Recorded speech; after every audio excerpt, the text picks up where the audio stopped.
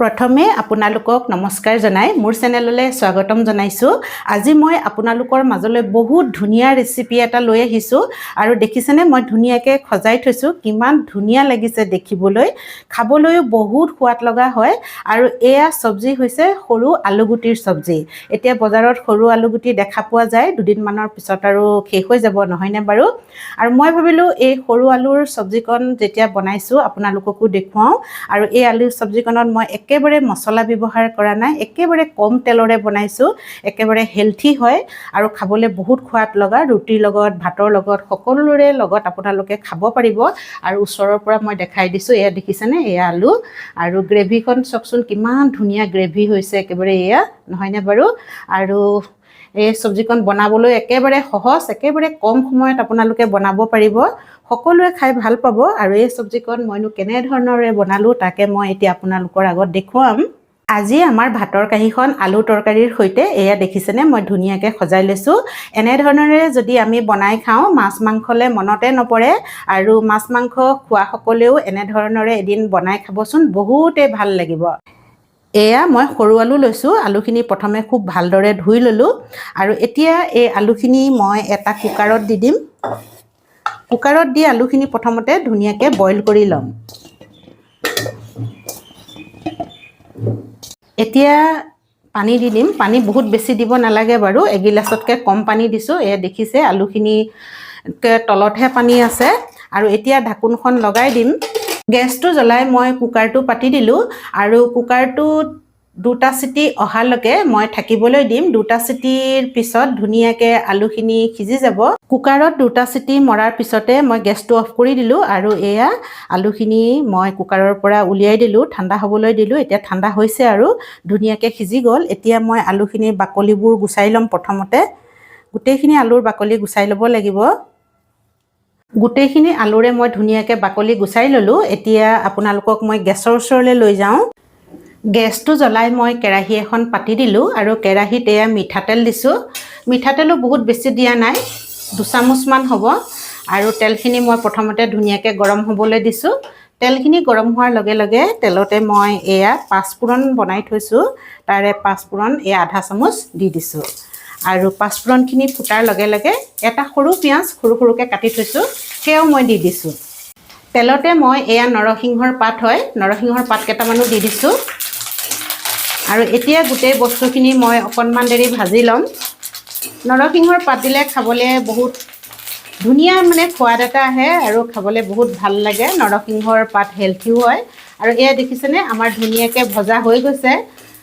আৰু এতিয়া মই এয়া আলুখিনি ইয়াতে দি দিম। এতিয়া আলুখিনি প্ৰথমতে অকণমান দেৰি তেলতে ভাজি ল'ম। আলুখিনি মই অকণমান দেৰি এয়া তেলতে ভাজি লৈছোঁ। আৰু এতিয়া আলুখিনিত মই নিমখ দিম। নিমখ সোৱাদ অনুসৰি নিমখ দি ল'ব। আৰু এয়া মই হালধি দিছোঁ। ইয়াত মই বেছি মছলা ব্যৱহাৰ কৰা নাই আৰু নকৰোঁ, মাত্ৰ পাঁচফোৰণ দি তেল মাৰিছোঁ। আৰু আপোনালোকে যদি মছলা খাই ভাল পায় তেতিয়াহ'লে আপোনালোকৰ পচন্দমতে মছলা ব্যৱহাৰ কৰিব পাৰে। আৰু নহৰু আদাৰ পেষ্টটো ব্যৱহাৰ কৰিব পাৰে, খাবলৈ বহুতে ভাল লাগিব। কিন্তু মই আজি একেবাৰে চিম্পুলকৈ বনাইছোঁ, মছলা নিদিয়াকৈ। এতিয়া গৰম হৈছে, বেছি মছলা খোৱাও ভাল নহয়। আৰু এয়া দেখিছেনে কিমান ধুনীয়া লাগিছে। এনেধৰণৰে বনালেও খাবলৈ বহুত সোৱাদ লগা হয় আৰু হেলথি হয়। এয়া দেখিছেনে আমাৰ এতিয়া মছলা সৈতে হালধি আৰু নিমখ আৰু এয়া পাঁচফোৰণৰ সৈতে ধুনীয়াকৈ আলুকেইটা ভাজি ল'লোঁ। এয়া চাওকচোন অকণমান ৰঙচুৱাকৈ ভাজি লৈছোঁ দেই আলুকেইটা। 1 মিনিট 2 মিনিটমান আলুকেইটা এনেধৰণে মই ভাজি লৈছোঁ। এতিয়া মই গেছৰ ফ্লেমটো কম কৰি দিছোঁ। আৰু এতিয়া মই ইয়াতে মেইন বস্তুটো মিলাম, যিটো বস্তুৱে আমাৰ আলুৰ সোৱাদটো আৰু বঢ়াই দিব। সেয়া কি গম পায়নে? সেয়া হৈছে এয়া দৈ। দৈ লৈছোঁ মই এয়া 150 গ্ৰামমান হ'ব। মোৰ আমাৰ এইখিনি আলুৰ কাৰণে, আমাৰ কাৰণে এয়া 150 গ্ৰাম দৈয়ে 200 গ্ৰামমান হ'ব।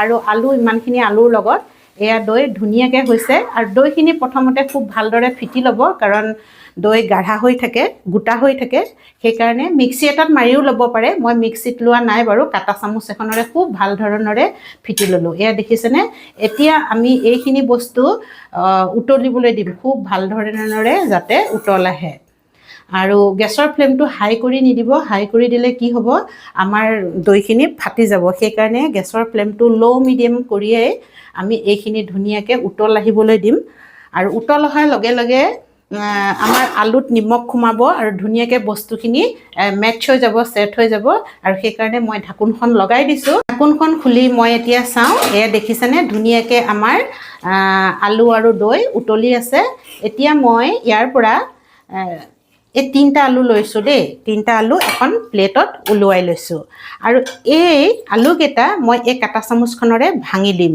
কাটা চামুচখনেৰে মই এনেকৈ ভাঙি দিলোঁ কেৰাহীখনতো ভাঙিব পাৰি কিন্তু কেতিয়াবা কি হয় কেৰাহীৰ পৰা চিটিকি পৰিব পাৰে ভয় এটা থাকে সেইকাৰণে মই প্লেট এখনত ওলোৱাই ভাঙি দিলোঁ আৰু এনেদৰে ভাঙি দিলে আমাৰ এয়া মানে আঞ্জাখন আলুৰ আঞ্জাখন বা তৰিখন একদম ধুনীয়া ডাঠ হৈ গ'ল এয়া দেখিছেনে প্ৰথমতে পনীয়া আছিলে যেতিয়াই মই আলুৰ সৰু সৰু আলু 3টা ভাঙি দিলোঁ একদম ধুনীয়াকৈ ডাঠ মোৰ এটা কাম ভুল হৈ গ'ল গম পায়নে সেইটো কাম কি হৈছে মই ইয়াত 2টা বস্তু মিলাইছিলোঁ কিন্তু ভিডিঅ'টো নহ'ল এয়া অকণমান চেনি দেখিছেনে 1 পিঞ্চমান চেনি হ'ব মই ইয়াতে মিলাই দিছিলোঁ আৰু ইয়াতে মই মিলাই দিছিলোঁ এয়া কাশ্মীৰী লাল মিৰ্চ হয় এয়া দেখিছেনে আধা চামুচ এনেধৰণৰে মিলাই দিছিলোঁ ইমানখিনিয়ে কিন্তু সেই ভিডিঅ'টো মানে নাহিলে মোৰ পটককৈ মই ভাবিলোঁ মই অন নকৰিলোৱে দেখোন তেতিয়াহে গম পালোঁ কিন্তু এতিয়া মই আকৌ মিলাই দেখুৱাবলৈ বেয়া হ'ব নহয় এয়া কাশ্মীৰী লাল মিৰ্চ মিলোৱাৰ লগে লগে দেখিছেনে কিমান ধুনীয়া ৰং হৈ গৈছে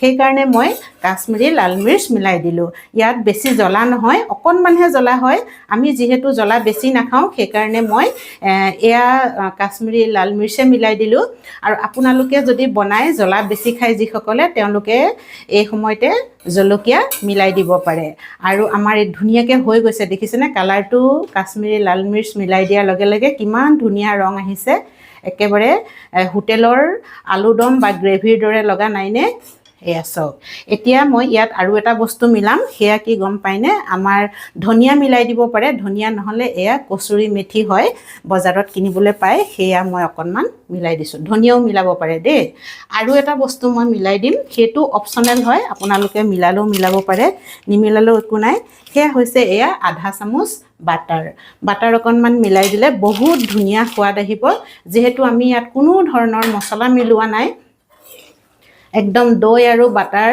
দি এনেকৈ আলু এদিন ৰান্ধি চাবচোন খাবলৈ বহুত সোৱাদ লগা হয় ৰুটিৰ লগত ভাতৰ লগত যিহৰ লগতে আপোনালোকে খায় বহুত ধুনীয়া লাগে খাই এয়া দেখিছেনে মই ধুনীয়াকৈ এতিয়া গেছৰ ফ্লেমটো অকণমান মই বেছি কৰি দিছোঁ গেছৰ ফ্লেমটো কম কৰিয়ে মই আপোনাক এই বস্তুখিনি দিয়া দেখুৱাই আছিলোঁ এয়া চাওক কিমান ধুনীয়া কালাৰ হৈছে আৰু আলুবোৰ যদি আপোনালোকে এনেধৰণৰে গোটাকৈ দিবলৈ বেয়া পায় দুটুকুৰা কৰিও দিব পাৰে মই ডাঙৰ ডাঙৰকৈ দিছোঁ আলুৰ সোৱাদটো পাম আৰু গ্ৰেভিৰ সোৱাদটো পাম নহয়নে বাৰু সেইকাৰণে মই আৰু এইটো বেছি ডাঙৰ আলুও নহয় মিডিয়াম চাইজৰ সৰু আলু হয় সেইকাৰণে মই দুটুকুৰা নকৰিলোঁ দুটুকুৰা কৰিও আপোনালোকে দিব পাৰে এয়া দেখিছেনে আমাৰ ধুনীয়াকৈ হৈ গ'ল আৰু গ্ৰেভিখন চাওকচোন এয়া এনেধৰণৰে ৰাখিছোঁ এনেধৰণৰে মই ভাতৰ লগতো খাব পাৰোঁ ৰুটিৰ লগতো খাব পাৰোঁ আৰু আপোনালোকে যদি ইয়াতকৈ ডাঠ কৰোঁ বুলি ভাবে আৰু অকণমান দেৰি এনেধৰণৰে গেছত ৰাখি থ'লে শুকাই যাব তেতিয়া ডাঠ হৈ যাব আৰু ঠাণ্ডা হ'লে এয়া আৰু অকণমান শুকায়ে যাব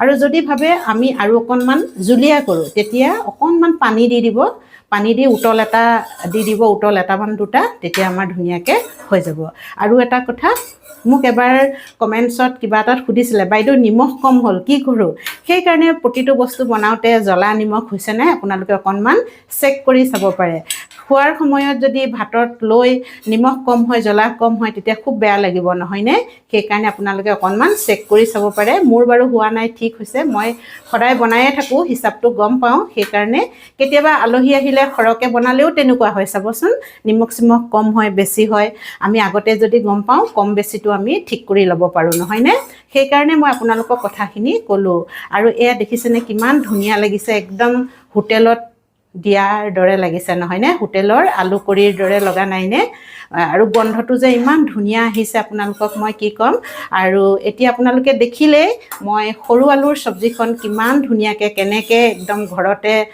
মছলা তেল কমকৈ ব্যৱহাৰ কৰি মছলাটো ব্যৱহাৰেই কৰা নাই এনেদৰে বনালোঁ আৰু যদি মোৰ ভিডিঅ'টো চাই ভাল পাইছে আপোনালোকেও এনেধৰণৰে এদিন বনাব পাৰিব চাবচোন বনাই বহুত ভাল লাগিব আৰু সঁচাকৈ যদি ভিডিঅ'টো চাই ভাল পালে লাইক কৰিব শ্বেয়াৰ কৰিব আৰু কমেণ্টছ কৰিব যিসকলে মোৰ চেনেলটো ছাবস্ক্ৰাইব কৰা নাই তেওঁলোককো অনুৰোধ কৰিছোঁ যাতে মোৰ চেনেলটো ছাবস্ক্ৰাইব কৰি লয় আৰু কাষতে থকা বেল আইকনটো দবাই দিয়ে শেষলৈকে ভিডিঅ'টো চোৱাৰ কাৰণে বহুত বহুত ধন্যবাদ জ্ঞাপন কৰিলোঁ আজিৰ ভিডিঅ'টো মই ইমানতে সামৰিছোঁ ধন্যবাদ